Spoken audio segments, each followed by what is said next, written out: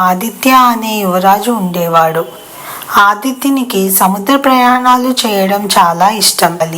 ఎప్పటిలాగానే ఈసారి కూడా సిబ్బందితో ప్రయాణం మొదలు పెడతాడు. భారీ వర్షం కారణంగా ఎదురుగా ఉన్న చిన్న కొండను వారు చూసుకోలేదు. అప్పుడు ఓడ ఆ కొండను గట్టిగా ఢీకొనడంతో ఓడ విరిగిపోయి ఓడలోనికి నీళ్లు వచ్చాయి.